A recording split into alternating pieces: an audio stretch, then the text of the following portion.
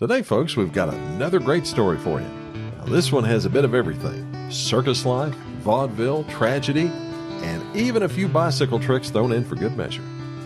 We're talking about the life of Harry Kramer, better known to audiences far and wide as Pop Kramer, a vaudeville trick cyclist and unicyclist. Another one of the stories of Appalachia.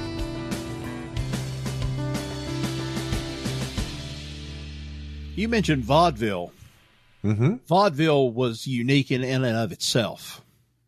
Sort of like the old days of radio, if you want to call it that. Some of the things that you used to be able to do and get by with that you can't do today. But anyway, no, I've never heard this story. I've never heard of this guy ever before. So this is going to be an adventure for me. Pop Kramer. Yeah, Wow.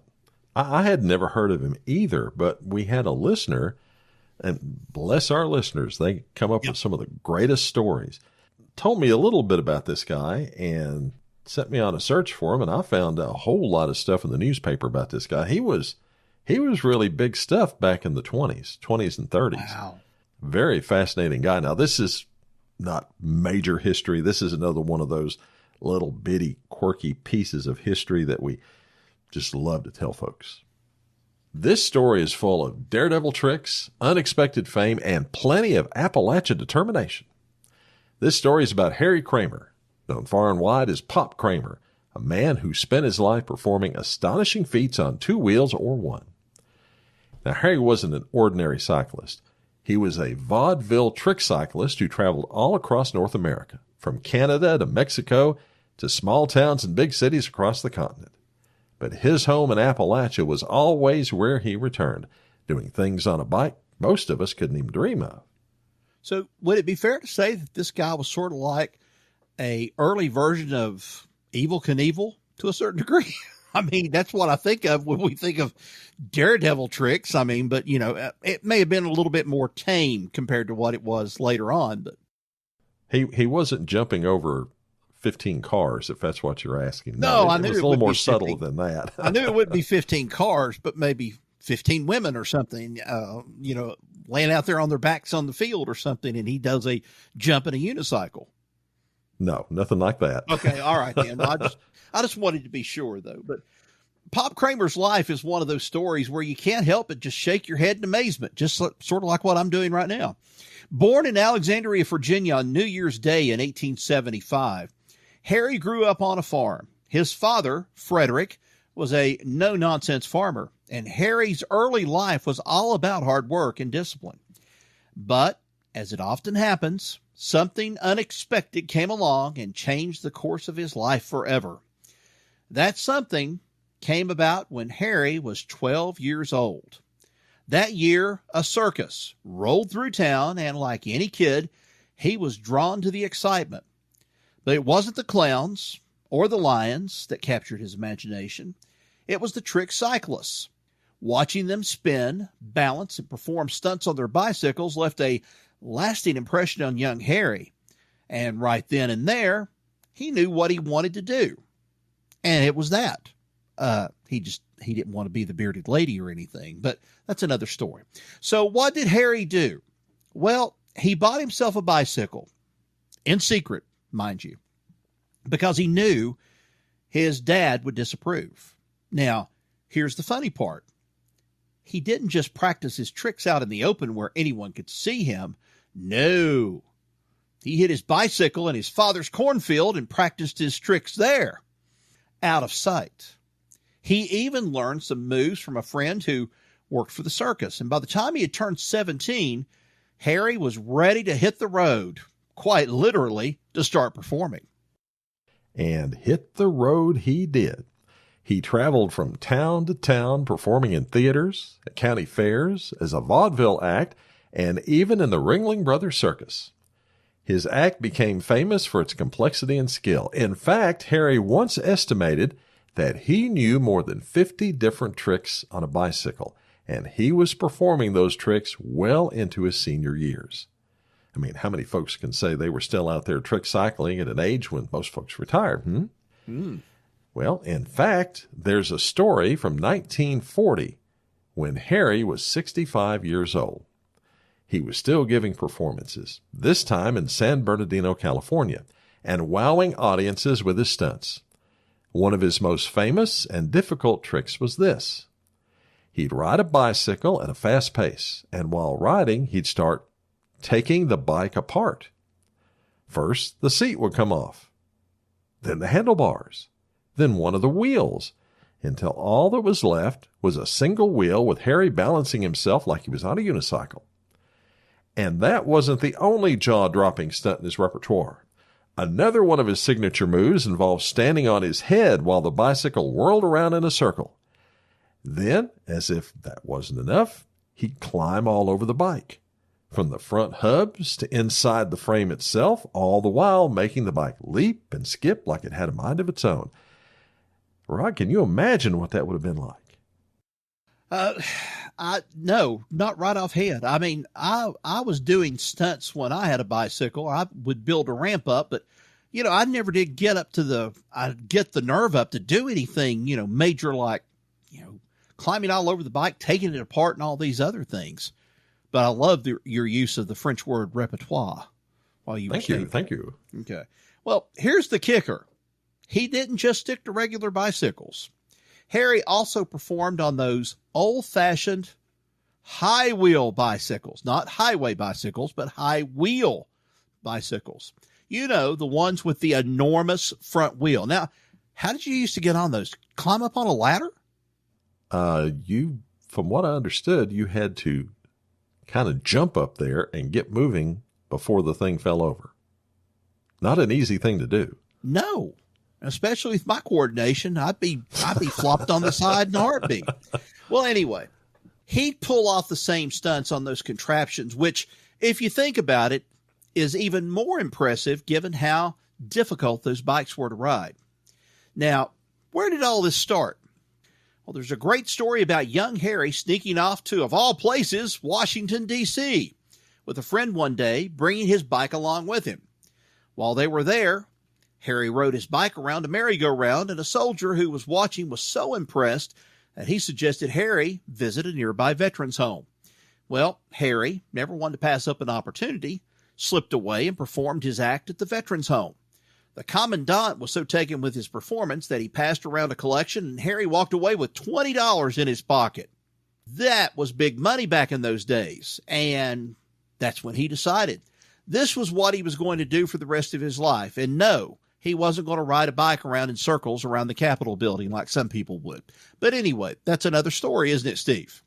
Well, it is. He was going to be, I guess, in his mind, the world's best trick cyclist. That's right. But that career path wasn't without its bumps, though. In 1901, he was in Elmira, New York, ready to perform when he was spotted by detectives and mistaken for a swindler named James R. Litter, who was wanted by the authorities. Harry was arrested and thrown into jail for 18 hours before they realized their mistake. He, as many Americans are wont to do, even back then, filed a lawsuit for false imprisonment afterward, but there's no record of what came of that. Despite all that, Harry kept on performing and supporting his family. He married twice and had 8 children in total. His first wife, Jenny, became ill and passed away in 1910, leaving him to raise their 4 kids alone. He later moved to Asheville, North Carolina, hoping the climate would help his youngest child's asthma. Eventually, he settled in nearby Hendersonville, where he opened an automobile and bicycle repair shop to make ends meet when he wasn't performing. Now, that shop would become a family business, too. After spending 4 years on the road performing from 1915 to 1919, putting 100,000 miles on his car in the process, Harry's son Grant took over the shop in 1919. But even after that, Harry kept performing, crisscrossing the country and bringing his unique brand of entertainment to audiences everywhere. Well, it wasn't just Harry who had the performance bug bite them in the family. His sister, Annie Dunbar, she was quite a character herself. She was a master roller skater, and even at the age of 65, she'd lace up her skates and outskate the kids of the neighborhood. Wow. She also took up bicycling and swimming at an advanced age, just like her brother.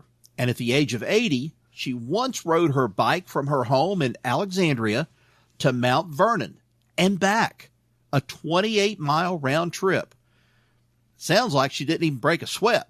Well, after that ride, she didn't even rest. She had dinner, then she went out for a walk. Man alive. The Kramer family had some strong genes when it came to staying active. Harry soon found love and joy again in his life, marrying his second wife, Adele.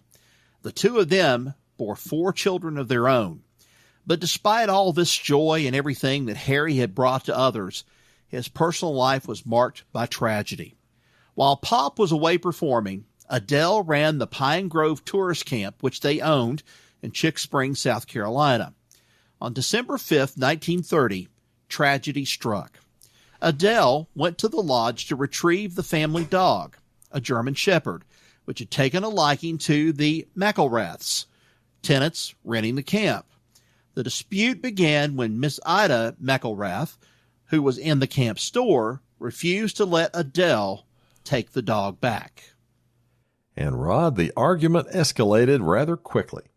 Witnesses say the two women exchanged harsh words, with Ida later claiming that Adele cursed at her and threatened her life, stating she had previously shot another woman and wasn't afraid to shoot her. Well, according to Ida's testimony, Adele made a move toward a display case where she believed that Adele kept a gun. Fearing for her life, Ida pulled out her own .38 revolver. In the tense moments that followed, Ida warned Adele several times to leave the store. But when Adele allegedly reached again toward the showcase, Ida fired a single shot. The bullet struck Adele in the chest, killing her instantly. The aftermath of the shooting left the local community in shock. The trial that followed was intense, with Ida claiming self-defense, saying she believed Adele was armed and posed a threat.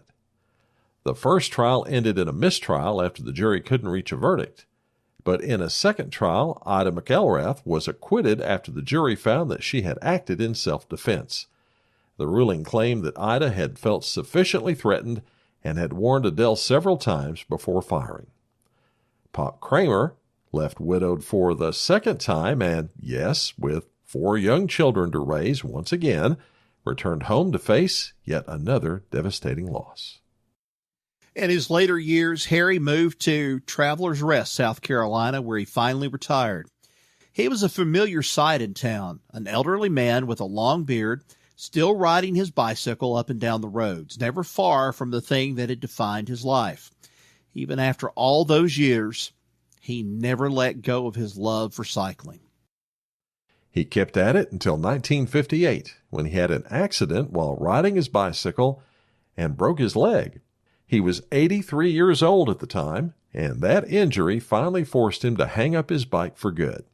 A year later, in November of 1959, Harry Pop Kramer passed away from pneumonia at the age of 84.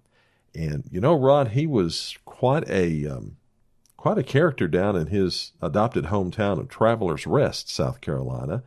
In fact, they have a mural on the wall of a local business down there that includes Pop Kramer riding tricks on his bicycle. Wow. Now, I did not know that. I knew, been through Traveler'sRest before on the way back into the Carolinas, back through to North Carolina, but I had no idea that he lived there at one time.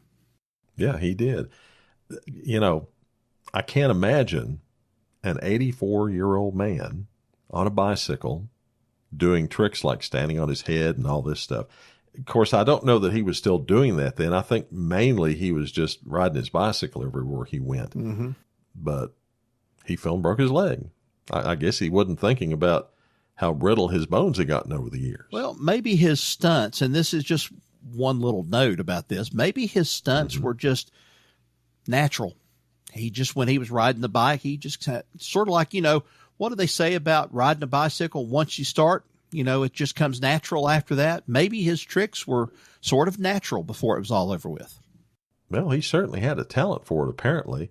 I mean, I could not imagine ever standing on my head on a bicycle and climbing around through the frames, Right. About the best I could imagine would be playing tricks, getting my bike up on the rear wheel and bouncing around, about the best I could think of doing. Well, and the roller skating part, gosh, that with his sister, Yeah. You know, putting on the roller skates, and then at such an old age, and I mean that sincerely, old age.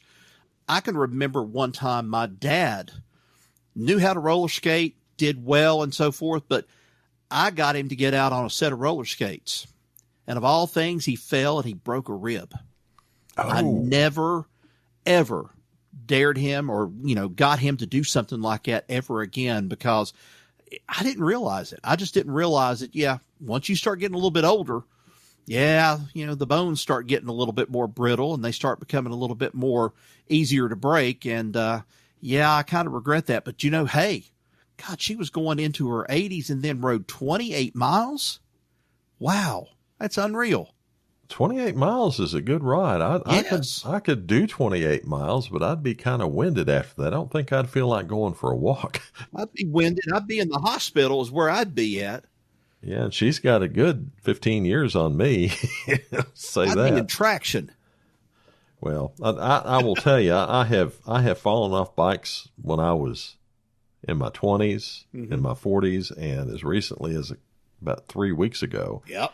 There is a big difference between doing it at my age now, because I hurt my leg, didn't break it or anything. I just hurt it, and it's still a little bit sore, and that's been 3 weeks. And when I'm 20, fall off of it, get right back up, and get on the bike, and keep on rolling. So, yeah, I could see 80 falling off a bike, and boom, you just break your leg right like that. Those Depends didn't cushion your fall, though, did they? Well, they weren't full yet, so no, they didn't. And that's the story of Harry Pop Kramer, the Appalachian bicycle man. Another one of the stories of Appalachia. Thanks for listening. Be sure to subscribe to the Stories podcast so you don't miss any of our stories. You'll find us wherever you get your favorite podcast. Till next we meet, y'all take care. So long, everybody.